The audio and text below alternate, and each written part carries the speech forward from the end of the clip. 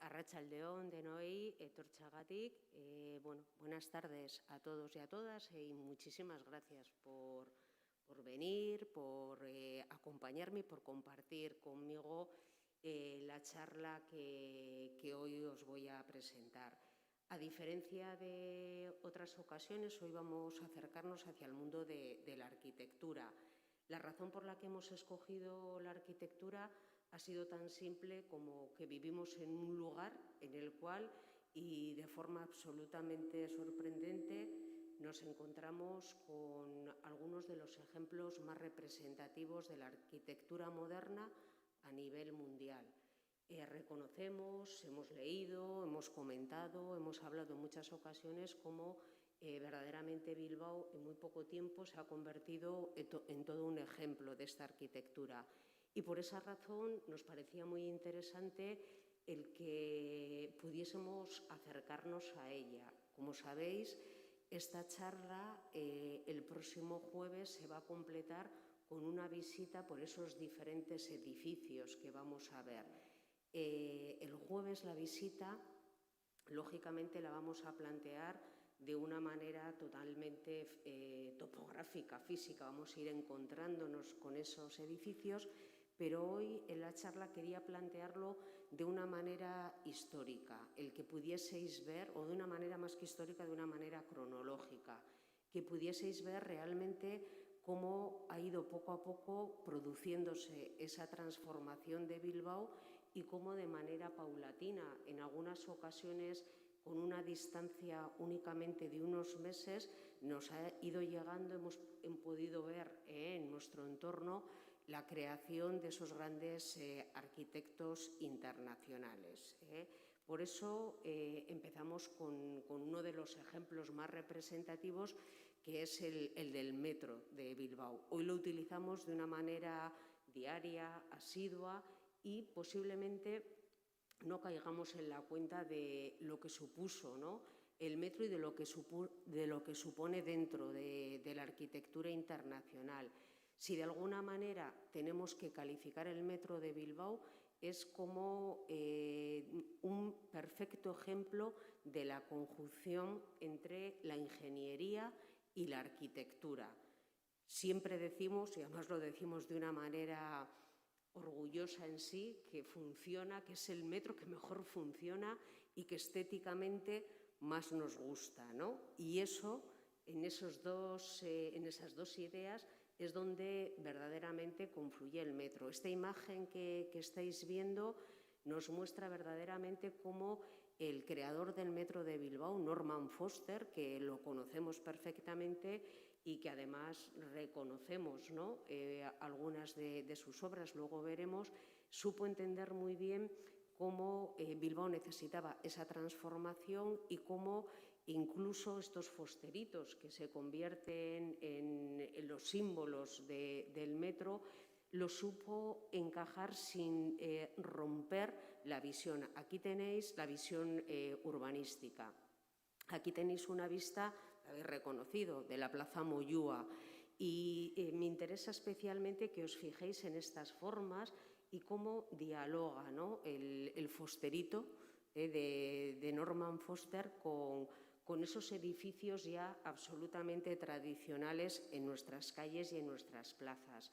En la maqueta que Norman Foster presenta, él habla de cómo se encuentra con un elemento subterráneo, como es esos grandes túneles que debe excavar para que discurra el metro, y cómo él quería que la salida hacia el exterior no fuese una salida abrupta, ¿no? Y aquí yo creo que en este corte que estáis viendo se presenta bien, ¿no?, cómo realmente lo que consigue Foster es que este túnel poco a poco y casi orgánicamente vaya ascendiendo hacia el exterior.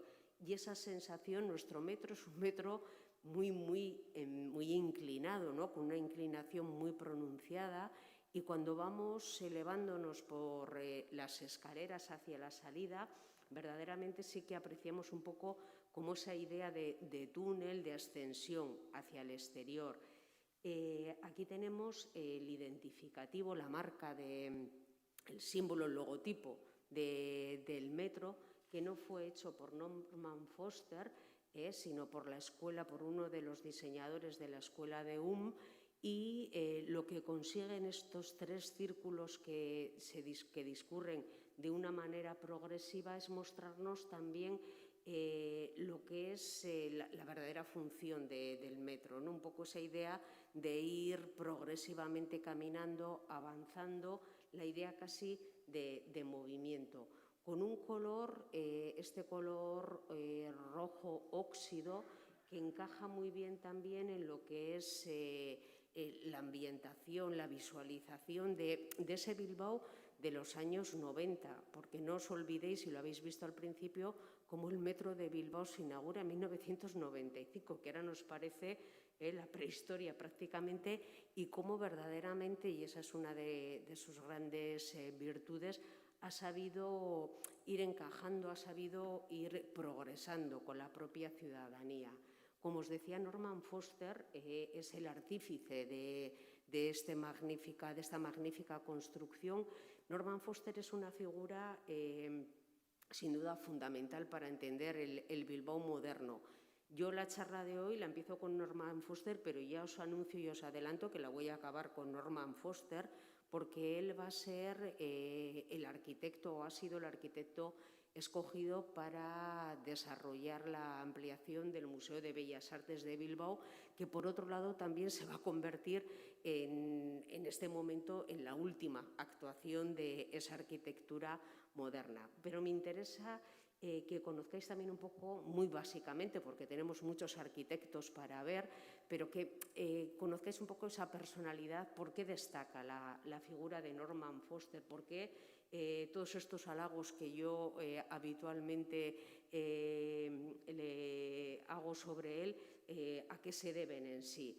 Aquí tenéis estos 3 ejemplos de Norman Foster en Berlín, en Madrid y en Londres, y os dais perfecta cuenta cómo esa conjunción entre la ingeniería y la arquitectura funciona muy bien en Norman Foster. Algo que nos llama la atención es cómo Norman Foster sabe especialmente escoger unos diseños que podríamos incluso destacar como atrevido por los usos de los materiales en muchas ocasiones absolutamente industriales, de nueva tecnología, y cómo lo encaja y dialoga muy bien, como hemos visto en el caso del metro de Bilbao, con lo que es el entorno más tradicional. Otro dato que sí que tenemos que resaltar en el caso de Norman Foster son los premios que a lo largo de su trayectoria ha ido recibiendo.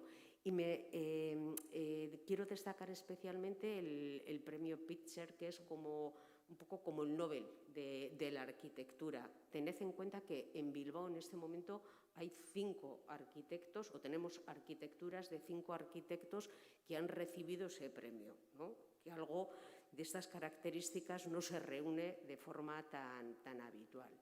Otro de los arquitectos, o otra de las obras, ¿no?, que en el tiempo y después de la construcción del metro, y que también tienen que ver con el mundo de la ingeniería, fue este puente, el Subisuri. En realidad, el nombre del puente se debe especialmente a su aspecto, por ese aspecto blanco, esa especie como de arco, ¿no? Si os fijáis en alguna de las imágenes, yo creo que se ve muy bien cómo lo que hace el Subisuri en realidad es unir la zona del ensanche con la zona de Deusto, algo que, aunque nos parezca increíble, no estaba unido en ningún momento, a pesar de que Bilbao es el Bilbao de los grandes puentes. Y, por lo tanto, desde la municipalidad se decide encargar un puente que pueda unir estas dos márgenes de la ría. Si hoy os dais un paseo por el Subisuri, os daréis cuenta que siempre está lleno de gente, con todas las polémicas, que ya sé que estáis pensando en ellas, tanto del puente como del propio Calatrava. También lo conocemos como el puente de Calatrava porque fue Calatrava quien lo construyó. Pero en la imagen del fondo, en la imagen de abajo, podéis ver cómo en realidad en este momento este puente lo que está haciendo es unir dos elementos de ampliación, de extensión en el propio Bilbao, que es toda esa zona del ensanche y cómo se abre, ¿no?, hacia la zona de la ría.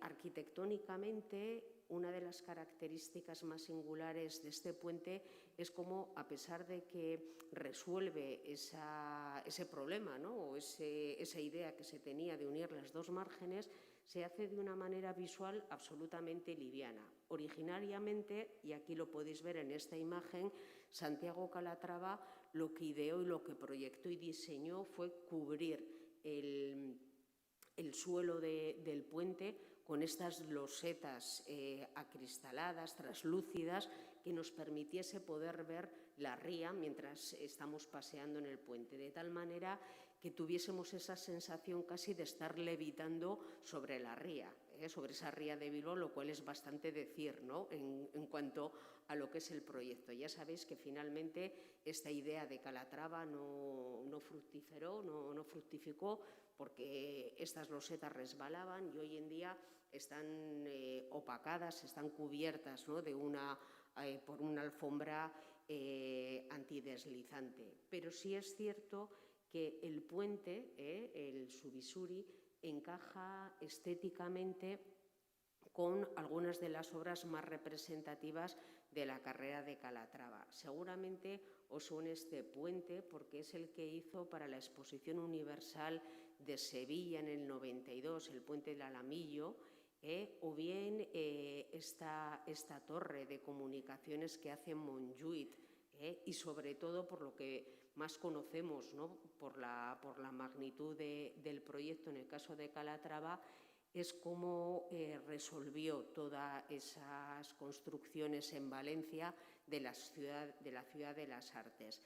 Como os decía, la arquitectura que desarrolla Calatrava es una arquitectura en la cual sabe resolver muy bien todos los problemas de carácter arquitectónico y de ingeniería, y eso le permite, por lo tanto, y sobre todo si os fijáis en algunos de los edificios de la Ciudad de las Artes de Valencia, permite darle un perfil totalmente sorprendente, ¿no?, como en realidad consigue crear eso que visualmente no nos parece arquitectura por el carácter escultórico y por el carácter, en muchas ocasiones, totalmente orgánico que tienen sus obras.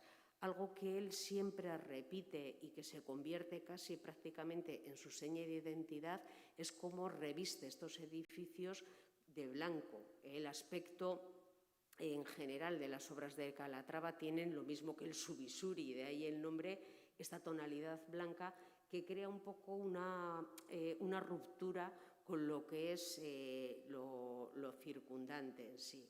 Pero en realidad, y muy cercano a la inauguración del Subisuri, el Subisuri se inauguró en mayo del 97 y el Museo Guggenheim se inauguró en octubre, con lo cual, fijaros cómo desde la construcción, desde la inauguración del metro, como os decía, se sucede todo de una manera vertiginosa. Y eso que comentamos del gran cambio, ¿no?, de cómo Bilbao cambia de una manera sorprendente, es sorprendente también porque lo hace de una manera especialmente rápida en sí. El Museo Guggenheim verdaderamente se convirtió y hoy en día también ese gran catalizador, ¿no?, de toda la transformación del Gran Bilbao, porque no supone solamente el construir diferentes edificios, sino que sobre todo esa transformación abarca un proyecto de una mayor magnitud que hace especialmente cambiar totalmente la ciudad. Eso que hemos oído siempre y eso que utilizamos siempre de que Bilbao se transforma de una ciudad industrial a una ciudad de servicios, ¿no? Y además lo hemos vivido, hemos acompañado toda esta transformación y hemos sido verdaderos protagonistas del cambio. Como os decía, lo que más llama la atención es este edificio que lo construye Frank Gehry, y en esta vista que estáis viendo apreciáis perfectamente ese aspecto, ¿no? Cuando se habla del Museo Guggenheim, sobre todo por la localización del mismo habitualmente se le da esa simbología o ese aspecto de que fuese una especie de barco varado en la propia ría. Si os fijáis, este es el puente de la Salve, y esta es la torre que forma parte del propio museo, con lo cual la disposición y la prolongación arquitectónica del edificio discurre también por debajo del puente. De esa manera, lo que consigue Gehry es crear este magnífico edificio en un entorno que no había estado o que no era el habitual para un edificio de estas características, y que además había estado dedicado sobre todo a actividades de carácter portuario, ¿no? Con lo cual aprovecha todos esos elementos, esas características de la propia ubicación, y en estos dibujos, en estos bocetos del propio Gehry podéis apreciar cómo ya en su mente buscaba, sobre todo, aquí lo tenéis muy bien, cómo busca esa idea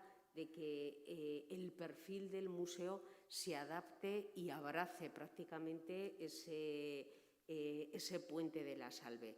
Este tipo de bocetos a mano alzada de Gehry nos hablan muy bien de cómo este arquitecto rompe prácticamente con todas las normas de eso que conocemos como la arquitectura tradicional.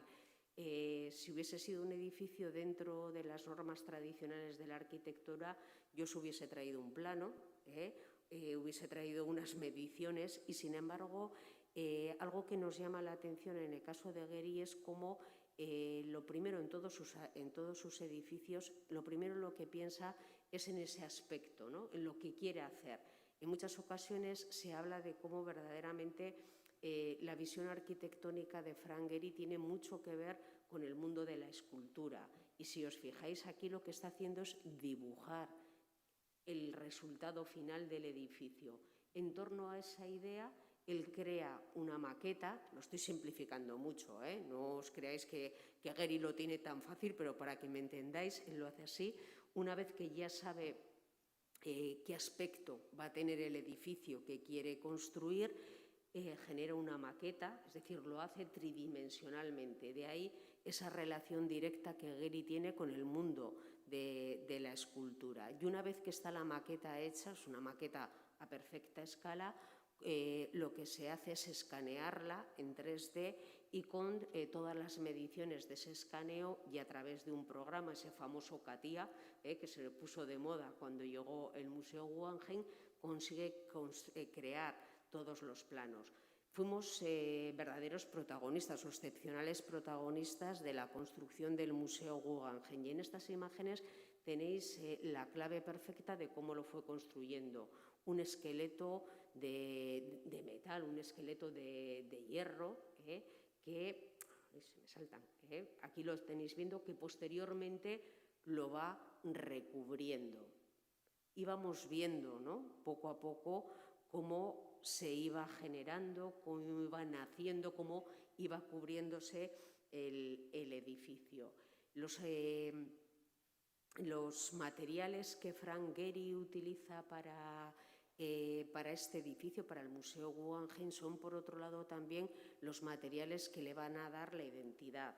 En realidad, el Guggenheim es el gran edificio de titanio. Yo, personalmente, y me imagino que el resto también, fue la primera vez que aprecié ese material como material arquitectónico. Lo que hace Frank Gehry es, sobre esa estructura de la que yo os hablaba, cuelga, literalmente, engancha esas placas de titanio que son las que van a recubrir, las que van a dar ese aspecto a todo el edificio. ¿Por qué escoge el titanio Frank Gehry? Porque tampoco os creáis que hasta este momento Frank Gehry había utilizado el titanio. Escoge el titanio especialmente porque es un material que absorbe la luz de una manera muy especial. A él, cuando llega a Bilbao, este Bilbao lluvioso, este Bilbao que también tiene su encanto, a mí me gusta, ¿no?, esos cambios de luces que podemos apreciar en el amanecer y al anochecer también. Y desde el primer momento Gehry tuvo en cuenta y quiso que el material que iba a utilizar fuese un material que dialogase perfectamente con esa luz, con esa iluminación. El titanio absorbe la luz y en esa absorción que hace de la luz va cambiando su aspecto, con lo cual muchas veces cuando vemos el museo lo podemos ver plateado, lo podemos ver morado, lo podemos ver dorado incluso, cómo consigue crear ese aspecto cambiante que era algo que a Gehry le interesaba perfectamente.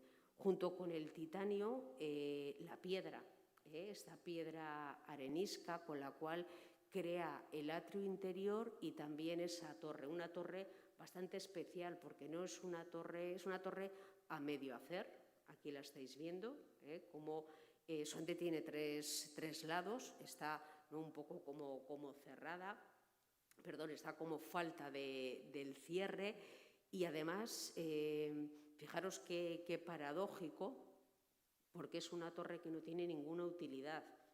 Yo no sé si habéis subido alguna vez a ella, seguramente no, porque no es una torre campanario a la que podamos subir. No es en el caso del museo, no es un espacio que se utilice con una finalidad expositiva, simplemente es un elemento sacado literalmente de la arquitectura y dispuesto de una manera, si queréis, escultórica o de remate para el edificio. En este momento, junto a la torre, tenemos esta pieza de Burem, un arquitecto que se dispuso, ¿no? Se hizo un concurso para crear algunas obras en torno al puente de la Salve y fue una cuestión, se preguntó a la ciudadanía y se escogió este gran arco de Burem, que además hoy en día ha conseguido también quedarse entre nosotros, entre nosotras, para darle ese aspecto, esa personalidad a ese maravilloso puente de la Salve. Si seguimos con Guggenheim, aquí tenéis, ¿no?, ese aspecto del titanio que, junto con esos cambios de color de los que os hablaba antes, fijaros en ese aspecto rugoso, ¿no? La sensación que nos da es que es un material no rígido y si lo comparáis con la piedra, con los sillares de piedra, que por otro lado es el material tradicional de la arquitectura, consigue Gehry dar otra sensación, otra percepción cuando nos acercamos al museo. Algo característico es cómo ingresamos al museo. Fijaros que la plaza donde está Pupi en este momento es justo el acceso directo desde la calle al museo, a la explanada del museo. Pero de esa explanada a lo que es la entrada propia del museo hay un gran desnivel, que Gehry lo salva con esta gran escalinata. En la otra parte, y para comunicarse con la ría, dispone otra escalinata, ¿no? Un poco en esa idea de jugar con las escalinatas como si fueran una estructura en zigzag. Él, en realidad, lo que quiere, porque cuando bajáis esa escalinata os vais dando cuenta de que nos vamos como internando en una especie de cueva, y cuando entramos a ese magnífico atrio es cuando conseguimos con un único golpe de vista descubrir, ¿no?, toda la magnitud del edificio. Gehry quería siempre, desde el primer momento, él hablaba de sorprender al visitante y la sorpresa la consigue de esa manera, pero además fijaros cómo la consigue resolviendo la dificultad que había entre el solar que él tenía para construir el museo, que tenía un gran desnivel con respecto a la calle desde la cual se podía acceder. Y lo hace de una manera plástica. Nos puede molestar más o menos bajar esas escaleras, pero sí es cierto que Gehry consigue que mantengamos la tensión hasta el momento mismo en el cual entramos en el atrio. Y cuando entramos en el atrio nos encontramos con estas grandes estructuras, ¿no? Y sobre todo nos damos cuenta, porque si os fijáis, la fachada, vamos a llamarla posterior del museo. A mí me cuesta mucho hablar de fachadas frontales y posteriores en Guggenheim, porque tiene esa idea totalmente global y giratoria, pero sí es cierto que esta fachada, la que da a la ría, es una fachada totalmente acristalada y de esa manera lo que consigue Gehry es la entrada absoluta de la luz y acrecentar mucho más esa sorpresa cuando entramos. También esta imagen la quiero aprovechar porque si os fijáis en estas pasarelas, que seguro que las habéis utilizado, bueno, seguro no, las habéis utilizado cuando habéis visitado el museo, porque a pesar de que los espacios del museo, las volumetrías del museo, tanto interior como exteriormente, son totalmente irregulares, el deambular por el museo es muy simple. Lo que Gehry plantea, pensad en una rosa y en los diferentes pétalos que se van acoplando a la parte central, ¿no? La parte central sería ese gran atrio y las alas se van disponiendo de una manera orgánica y además accedemos a ella a través de estas pasarelas. La forma en la que recorremos el museo es circulando alrededor del mismo y siempre tenemos esa visión hacia el atrio, con lo cual no hay posibilidad de que nos desorientemos porque siempre Gehry tenía muy presente lo irregular nos desorienta, pero si tenemos una referencia, y en este caso la referencia del atrio, siempre vamos a saber si nos encontramos en la parte derecha o en la parte izquierda, en la primera o en la segunda planta. No nos confundimos en Guggenheim, no creamos esa sensación de pérdida que muchas veces nos puede suceder incluso en los edificios y en los museos más tradicionales. Sí es cierto que estas formas tan orgánicas, tan irregulares, tan plásticas que utiliza Gehry consigue que sorprendentemente encontremos visiones como la que os estoy enseñando. Esto nos sorprende que pueda ser un edificio arquitectónico. Dices, ¿dónde está, no? Esa idea de la arquitectura como algo rectilíneo, como algo regular. Y sin embargo, y esa es la gran baza o el gran éxito de Gehry, consigue romperlo todo. De hecho, la arquitectura de Frank Gehry siempre se ha calificado como una arquitectura deconstructivista, porque en realidad lo que él hace es romper la arquitectura, desestructurarla, desgajarla, para luego volver a componerla. Como Ferran Adrià, con la tortilla de patata y con muchas de sus creaciones culinarias. Fijaros en algunos de los edificios, esta es su casa, porque Frank Gehry comienza la arquitectura y comienza sus primeros ejemplos en su casa. Empieza a construir con materiales de desecho, con materiales reciclados y, de hecho, esta silla construida en cartón corrugado es una de las piezas sin duda más singulares y que hicieron absolutamente popular a Gehry. Aquí tenéis, y seguramente los conozcáis, la Dancing House en Praga. La Dancing House por eso mismo, porque verdaderamente consigue romper todas las normas de la arquitectura y darnos la sensación que esos edificios están bailando, están en absoluto movimiento. Fijaros cómo rompe las ventanas, cómo las saca de los marcos, las pone en esquinas y cómo Gehry empieza a construir y empieza a crear elementos que hoy en día hemos asumido y hemos asimilado perfectamente en muchas de las arquitecturas, pero él, y ahí está bueno, no sé si su éxito, pero sí su parte más importante y por lo que verdaderamente va a pasar a la historia.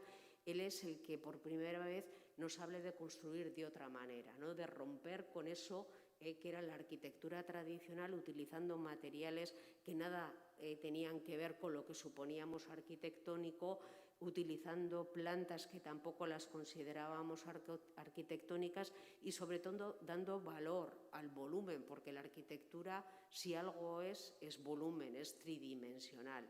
Gehry también tiene un premio Pitzer O sea que y un premio Príncipe de Asturias. Ya veis que están un poco como compitiendo continuamente en cuanto a los éxitos.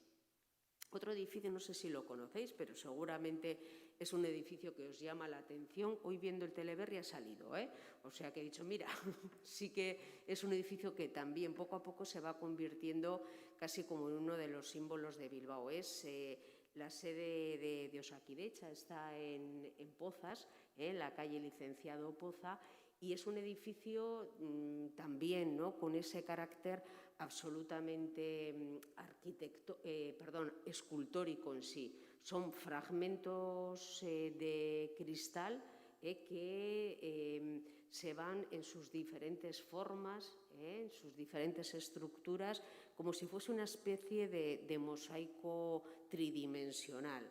Es un edificio, y aquí tenéis algunas de las imágenes interiores, que funciona a la perfección porque esa fachada acristalada que habéis visto en realidad es una especie de piel. Ellos construyen un edificio, es el edificio funcional, vamos a decir, y lo recubren.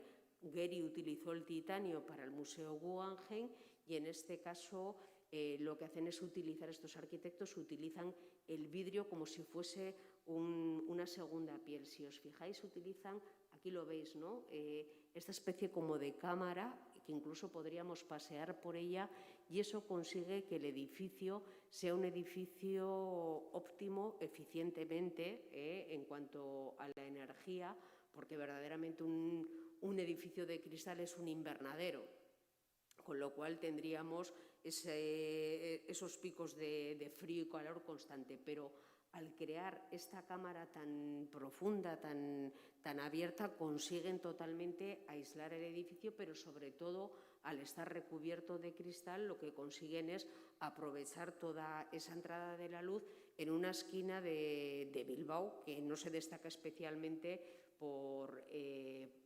su luz. Los arquitectos son dos arquitectos, uno de Huesca y otro tiene estudio en Las Arenas y en Madrid. El arquitecto principal, el que firma el proyecto, es Juan Coll Barreu. Un poco para que os vaya sonando el nombre, porque todo el mundo se queda delante del edificio y nadie de quién es, ¿no? Un poco buscando siempre esa firma, casi podríamos decir, internacional. Otro de los grandes premios Pitcher, otro de los grandes premios internacionales es Isozaki. Y este arquitecto lo que crea es estas dos grandes torres que antes hemos visto cuando veíamos el puente Subisuri. Isozaki lo que crea es, bueno, estas magníficas fotografías que estáis viendo de Aitor Ortiz, ¿no? Fijaros cómo a Isozaki lo que le encargan es, en ese momento se desmantela el depósito Franco, que estaba justo al lado de la ría, era ese lugar, un almacén de carácter portuario que en ese momento se había desmantelado, no tenía ya ninguna utilidad, y se le encarga a Isozaki que regenere, que reactive y que construya en esa zona.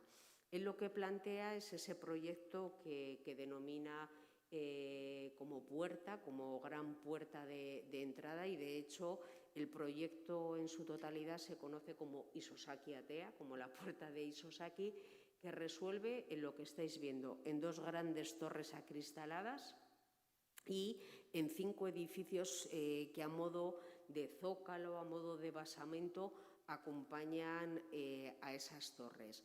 El uso de las torres es un uso tanto residencial como un uso de servicios, porque hay también bastantes oficinas en ellas.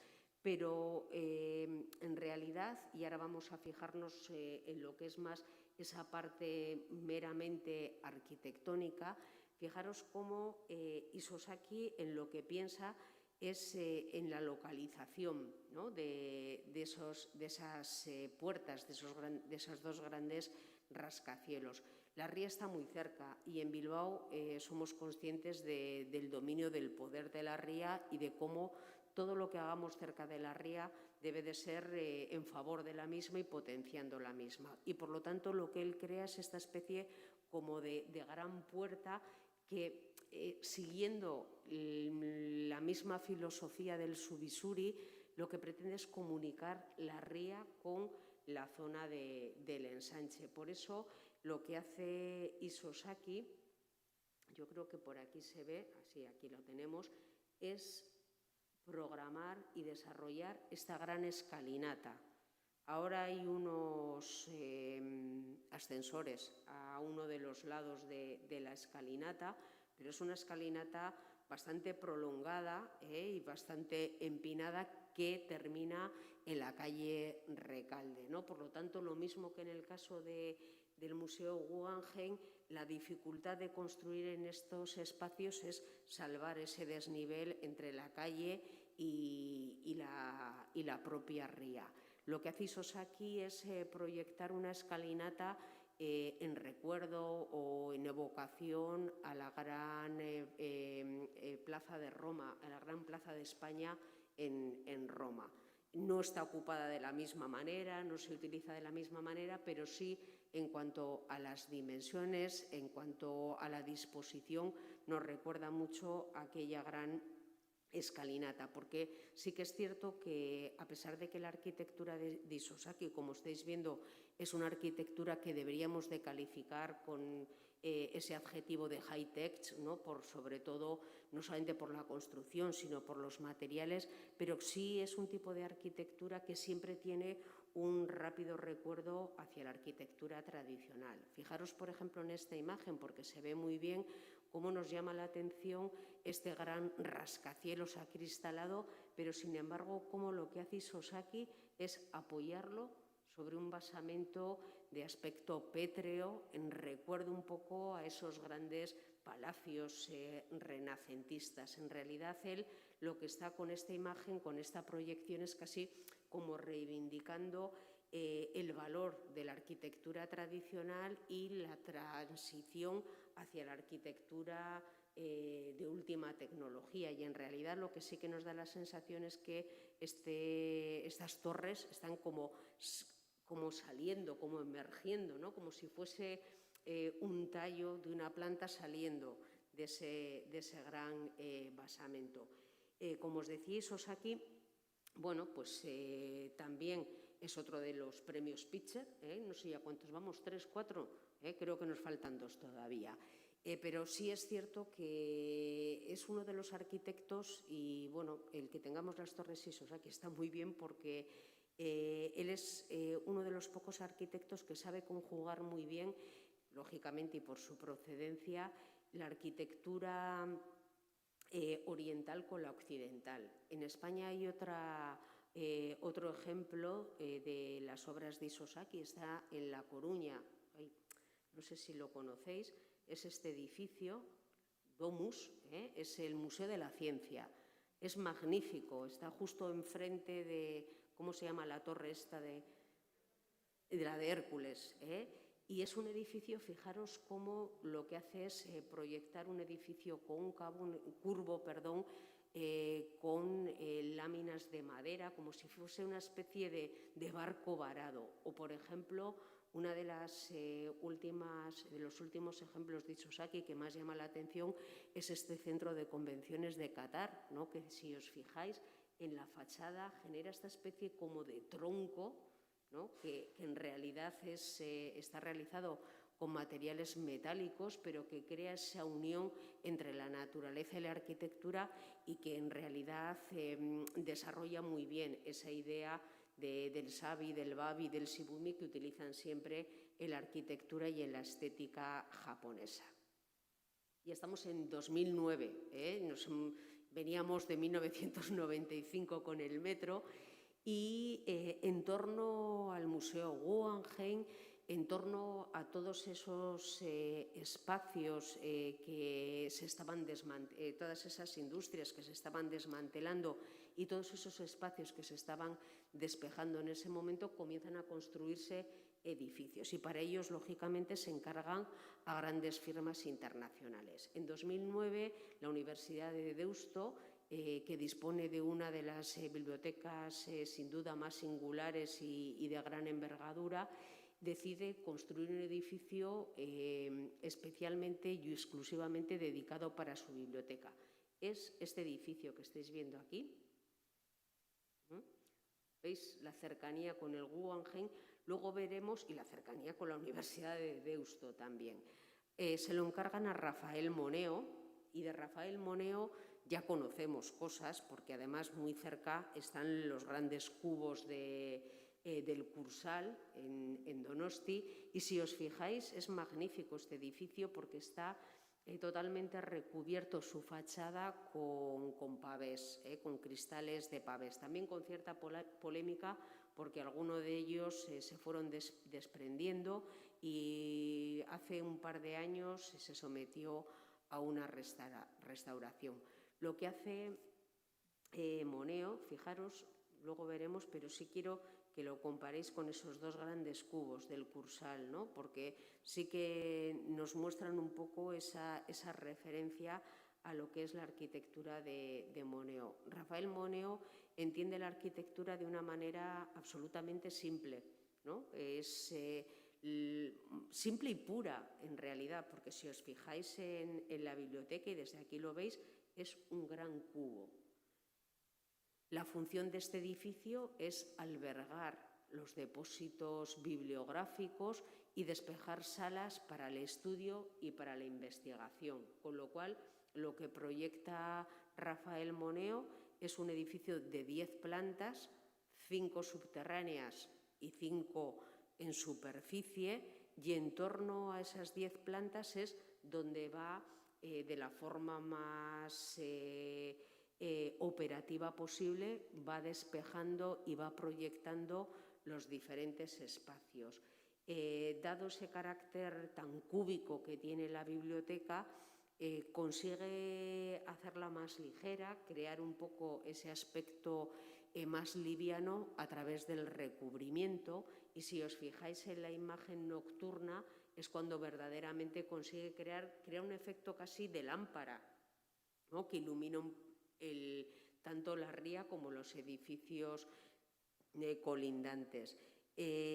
Algo que llama la atención es esta especie de porche, ¿no? Porque también, lo mismo que en el caso del Museo Guggenheim, en este caso Rafael Moneo también no es que quiera sorprendernos, pero sí quiere prepararnos para que cuando ingresemos en esa gran biblioteca estemos, sobre todo mentalmente, preparados para ello. La biblioteca es un lugar de saber, un lugar para aprender, un lugar para investigar. Por lo tanto, debemos de dejar en el exterior todo para poder insertarnos, para poder ingresar, ¿no? en ese gran edificio. Y por eso, si os fijáis con respecto a lo que es la volumetría del edificio, el ingreso es un ingreso mínimo en sí, ¿no? Parece que tenemos que entrar en fila y que tenemos casi que ir preparándonos. Aquí tenéis algunos de los espacios, porque algo que sí que consigue perfectamente Moneo, y además lo consigue con todos sus edificios,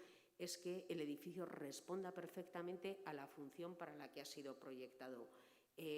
Lo mismo hace un museo, que hace una biblioteca o que hace un palacio de congresos como el Cursal, pero sabe perfectamente darle a la arquitectura o a su arquitectura la función para la que fue proyectada y para la que fue pensada. Aquí tenéis algunos de los edificios, tiene muchos, pero algunos de los más singulares, el Cursal, como os decía.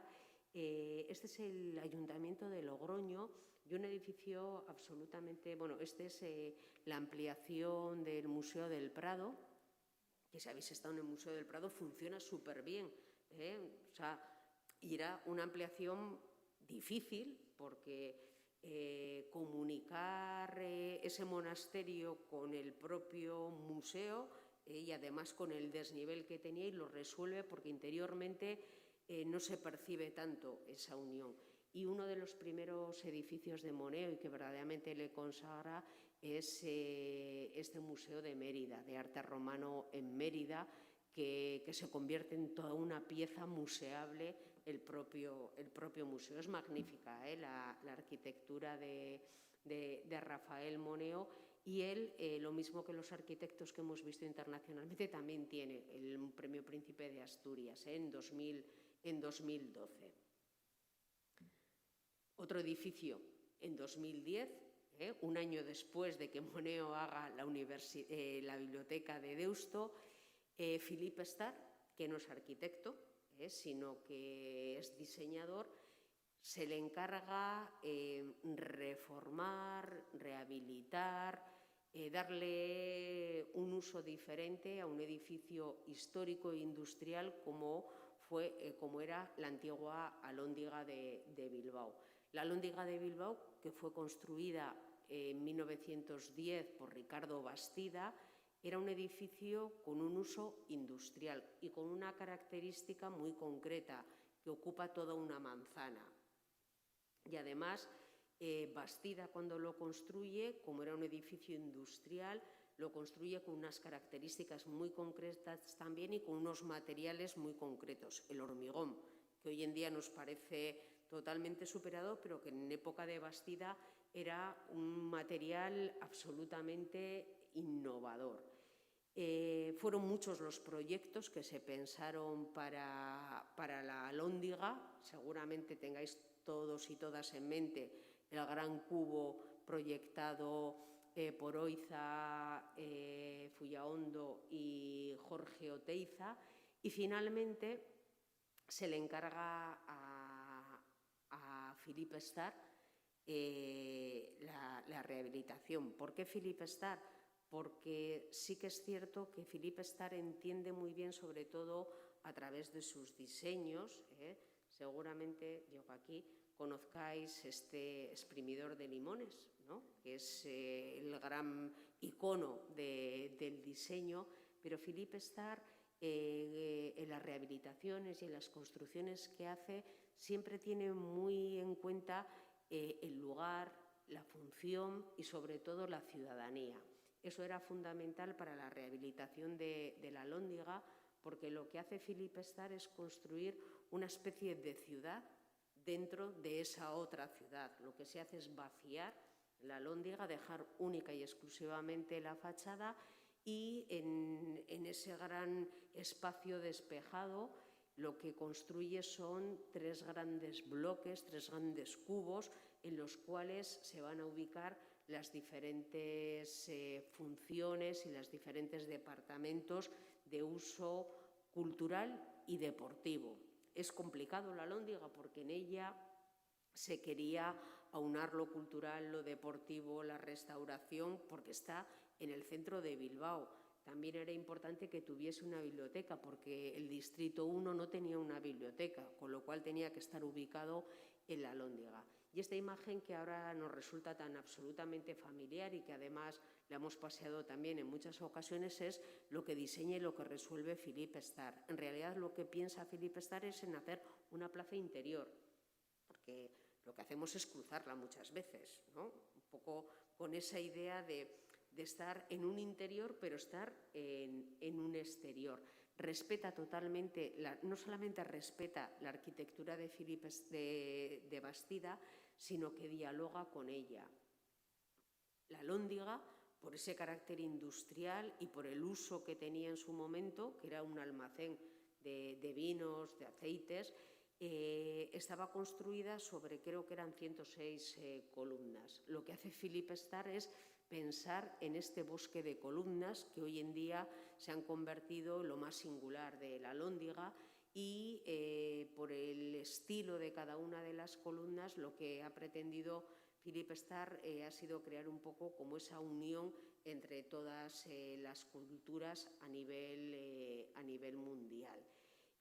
Otro elemento importante es ese uso deportivo del que yo os hablaba, y seguramente esta imagen no hace falta que os diga lo que es, porque ya sabéis que es justo uno de los vasos de las piscinas, que es translúcido, con lo cual fijaros qué singular, ¿no?, que desde el atrio, que no sabemos si es dentro o fuera, veamos esa piscina que tampoco sabemos si estamos dentro o estamos fuera, ¿no? Un poco ese jugar, no al despiste, sino al darle la vuelta.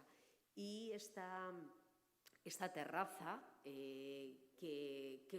la construye casi, la terraza, si veis la lóndiga, la veremos el próximo día, pero os daréis cuenta cómo parece que esos 3 cubos que ha construido Philippe Starck emergiesen y en esa acción diesen lugar y dispusiesen toda esta columna. Otro edificio importante es el Paraninfo de la Universidad, que fue construido en 2010 por un arquitecto lisboeta, por Siza, Álvaro Siza. Aquí tenéis el Paraninfo, está justo enfrente, hay que cruzar una calle entre la Biblioteca de Deusto y el Paraninfo de la Universidad del País Vasco. Fijaros en el diseño, en el dibujo de Siza. Él lo que hace es un edificio en L, porque Siza crea una arquitectura muy coherente y además una arquitectura muy en consonancia con el entorno.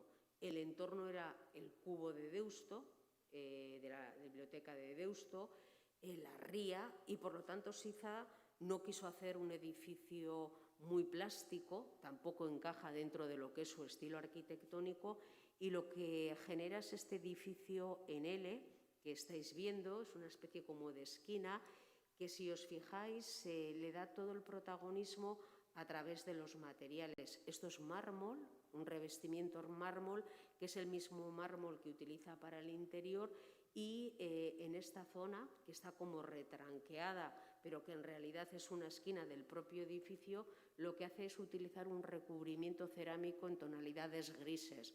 Os he dicho que Siza, Álvaro Siza, es lisboeta. La tradición de la azulejería en Portugal es evidente, y por lo tanto él también quería desarrollar esa especie como de guiño a su tradición. Aquí veis mucho mejor, ¿veis? El resultado final de la azulejería. En ese juego, ¿no?, de entradas, salidas, de esquinas, fijaros cómo en la parte superior desarrolla esta especie como de plaza jardinada, que también discurre en un retranqueamiento del edificio, y aquí tenéis algunos detalles de las ventanas, porque en realidad lo que hace es son como cicatrices, ¿no?, un poco como líneas, no desarrolla esas ventanas a la manera de Gehry que veíamos plásticas, sino que son simplemente como uniones que son las que verdaderamente nos dejan entrar la luz. Aquí tenéis, este es la zona de recepción, y aquí veis ese mármol veteado del que os hablaba, que es el que utiliza en la fachada.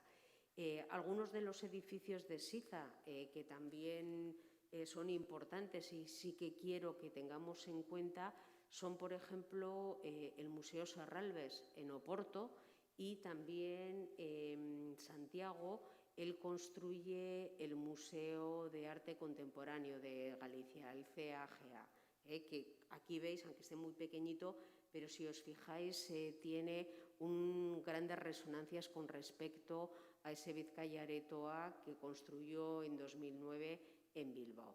La Torre Iberdrola, que no nos podíamos olvidar de ella, en 2012, es uno de los últimos ejemplos que llegan a Bilbao, pero se ha convertido en todo un estandarte de la arquitectura moderna en Bilbao.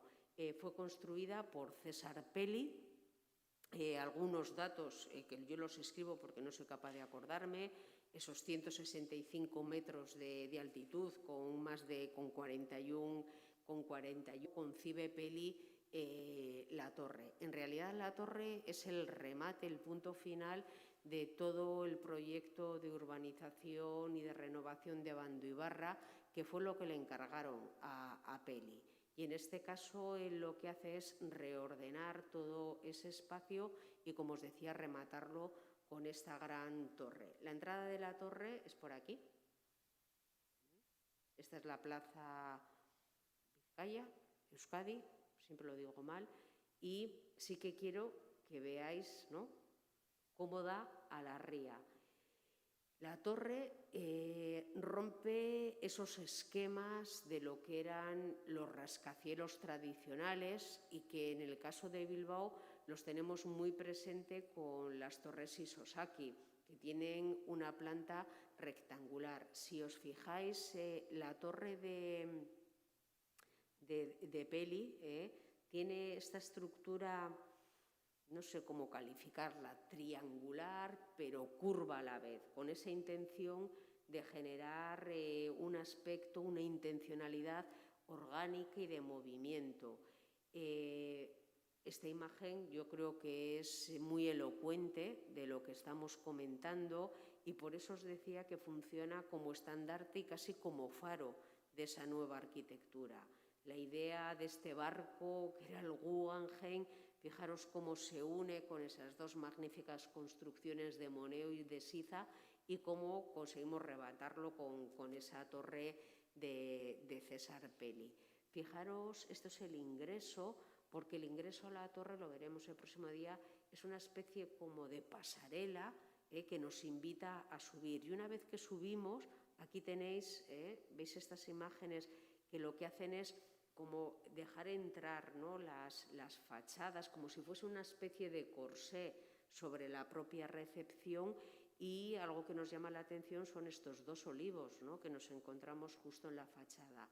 Todo el atrio, toda la zona de recepción de la torre es una zona que Iberdrola ha aprovechado para instalar en ellas algunos ejemplos de obras de arte encargadas a artistas como Lazcano, como Cristina Iglesias, como Darío Urzay, y que además intentan un poco generar esa ambientación para lo que luego va a suponer el propio desarrollo en vertical de la torre. Fijaros en este soporte, ¿no?, en esta especie de zócalo sobre el cual emerge la torre, y si os fijáis, Peli cuida absolutamente todos los detalles para que funcione a la perfección. Algo que nos llama mucho la atención como visitantes dentro de la torre son las magníficas vistas, con esos 165 metros de altura, prácticamente oteamos todo Bilbao, pero además lo conseguimos hacer, eso que está tan de moda ahora, en 360 grados. Pero este aspecto de traslúcido, de apertura, fijaros cómo se consigue, lo mismo que en el caso del Museo Guggenheim, a través del desarrollo de una perfecta estructura sobre la cual, y con las medidas precisas y exprofeso para esta construcción, se fueron recubriendo con los diferentes con las ventanales en cristal. De César Peli, que también tiene un pitcher, conocemos las Torres Petronas, que yo creo que son también un poco como uno de los edificios estándares en esta arquitectura de alta tecnología. El Hotel Meliá, como un ejemplo, siempre se nos pasa desapercibido, pero es un ejemplo singular del arquitecto mexicano Ricardo Legorreta. Este aspecto es el aspecto interior del museo, del hotel, que tiene tonalidades rosas, y si os fijáis, uno de los edificios más significativos de Legorreta fue el Hotel Camino Real, ¿no? Y también, si os fijáis, se distingue por la utilización de esa tonalidad rosácea. Un edificio que todavía no está construido y también con un carácter muy polémico es el que supuestamente se va a instalar como quinta torre en los edificios de Garellano y que va a estar construido por Richard Rogers, otro de los premios Pitcher. Aquí tenéis algunas imágenes del proyecto, un proyecto, por otro lado, que ha sufrido muchas variaciones y que finalmente no sabemos muy bien en qué será, porque lo que estáis viendo es papel, son proyectos, no se ha construido nada todavía. Richard Rogers posiblemente le conozcáis como el arquitecto del Pompidou, junto con Renzo Piano, y seguramente esta imagen la conocéis mucho porque es la Terminal 4 del Aeropuerto de Madrid, que con esas tonalidades, esos tirantes amarillos, fueron construidos por Richard Rogers. La arquitectura de Rogers es una arquitectura mecanicista, high-tech también, pero siempre, tanto en el Pompidou como en la T4, fijaros cómo busca esas tonalidades, esos golpes de color. Para el proyecto de la Torre de Garellano, él había pensado en unos paneles verdes para crear un contacto directo con las montañas cercanas a la torre. Luego se cambiaron por rojo y ahora en este momento no sé dónde están, posiblemente ni en rojo, ni en verde, ni en ningún color, pero fijaros cómo él siempre busca, a pesar de crear una arquitectura muy científica y muy estructuralmente creada, darle ese tono más humano, más plástico en sí, y por eso utiliza los colores. En el caso de la T4 es evidente, los tirantes son los que sujetan todo el espacio de la terminal, pero sin embargo, como los pinta de amarillo, nos da esa sensación más cercana, ¿no? Le quita todo ese protagonismo de lo gran estructural. Y como os decía, como mi intención era empezar y acabar con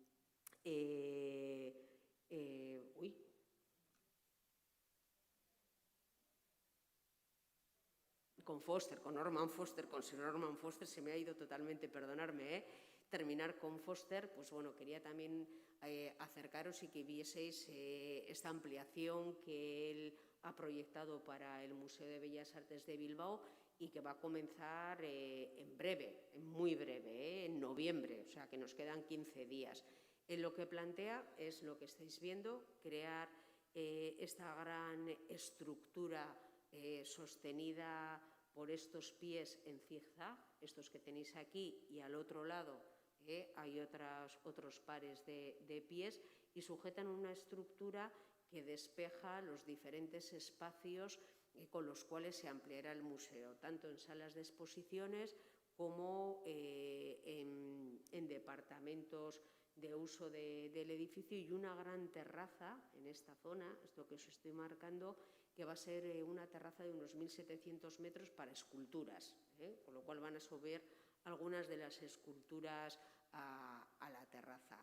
Es una ampliación en la cual Foster especialmente lo que ha pretendido ha sido respetar toda la historia del museo en cuanto a lo que es la arquitectura, y por eso no destruye, no invade ningún elemento del edificio tradicional, de lo que ahora podemos disfrutar en el museo, y su intervención es por encima. No se podía excavar para lo que la ampliación suponía, y por lo tanto su propuesta es subirlo todo hacia el edificio, siempre teniendo en cuenta y respetando los edificios colindantes, porque si os fijáis no es una ampliación invasiva volumétricamente con respecto a todo ese entorno en el cual se crea el Museo de Bellas Artes. Pero sí es cierto que a finales de 2023, que es cuando está proyectado que se acaben las obras, yo ya he perdido la cuenta de los arquitectos internacionales y nacionales también,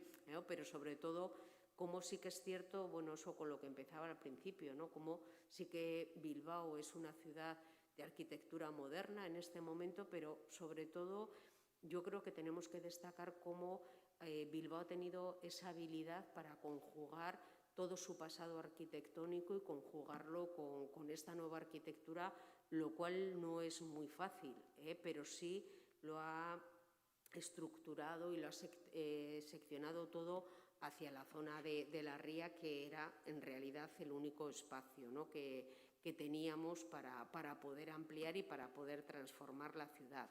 Hoy es todo un placer, una gran aventura incluso recorrer Bilbao, porque bueno, estamos continuamente pudiendo apreciar esas grandes obras y darnos cuenta cómo esa referencia, ¿no? En cuanto a las firmas y en cuanto a los edificios, bueno, pues yo creo que os invito a todos y a todas a que lo paséis, porque pues es todo un disfrute. Igual en un día, igual en una jornada, igual tenéis que dedicarle varias, pero bueno,